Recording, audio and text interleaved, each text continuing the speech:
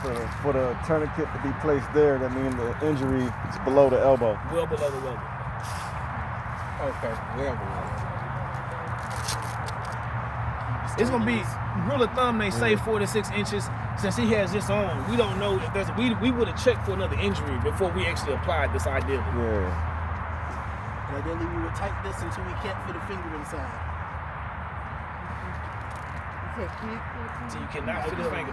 In real life, you would not want to be able to fit nothing through there. Okay. How long can you leave a tourniquet on before you're in threat of losing the limb? You are. No, it's too long. You within 2 hours, you try to get medical attention within the hour. But I mean, you got 2 hour max. I believe so.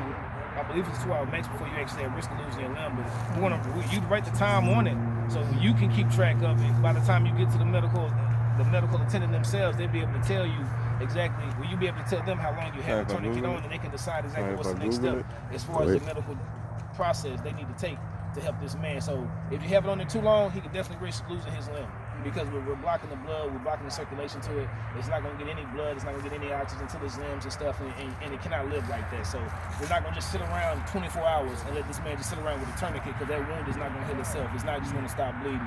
It's not just a regular scrape or scratch, it's going to clot. You get what I'm saying?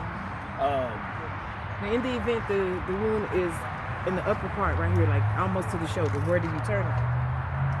You just apply pressure. With a wound like that, so the reason it's easy to shut one off from here, the tourniquet is specifically made for the limbs, leg or arm. This right here is a little bit outside of the. We have a vein in here, and we have a vein in here that we can die from. Right. But right here, I think that we'd be able to patch it up, and we'd use a different process in the medical field itself, because we can only just stop doing this right here. It's only gonna shut the blood off everything below it. Above it, we can't really do just that. apply pressure. So this right here, we'll have to apply pressure, probably patch it up, wrap it up, make sure that it's patted down real good and has some gauze on it, and just call it a day. Hopefully we can get you